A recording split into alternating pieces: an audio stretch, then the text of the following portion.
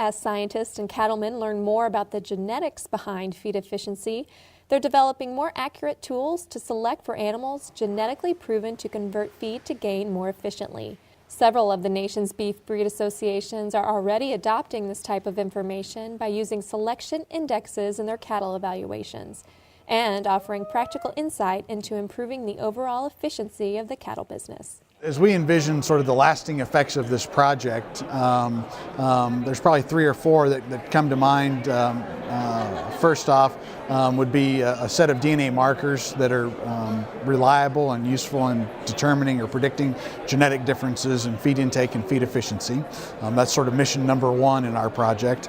Right behind that, though, I think is some advice and tools for producers and breed associations specifically to adopt that information and incorporate it into selection index.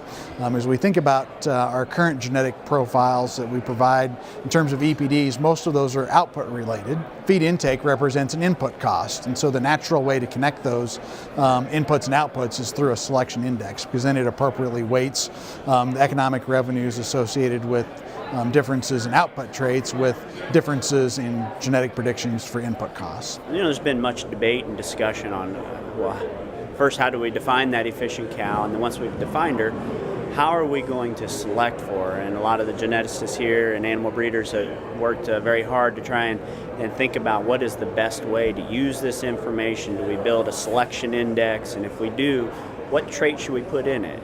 Residual feed intake and residual gain are certainly measures of feed efficiency that have gained popularity here recently, and there's been quite a bit of work in industry, and a lot of the bull test stations are calculating these measures of feed efficiency.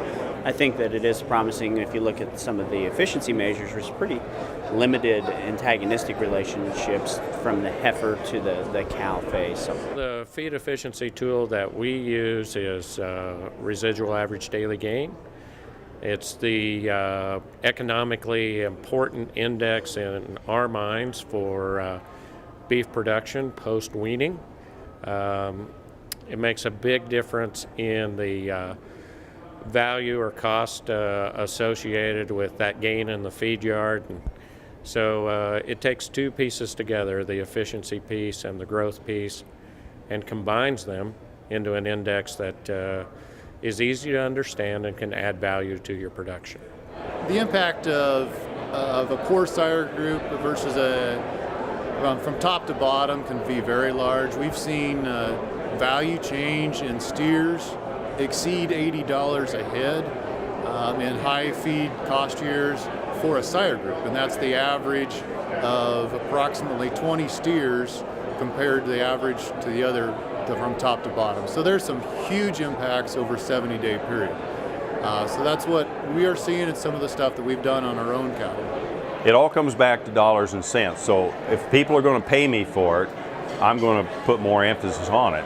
And in the seed stock business, we have to try to say, okay, what's the marketplace going to want and pay for 4 years from now? Because by the time I make my mating decisions and have a product to sell, so you've got to look forward to those things. It's sort of a new frontier for us in terms of genetic improvement.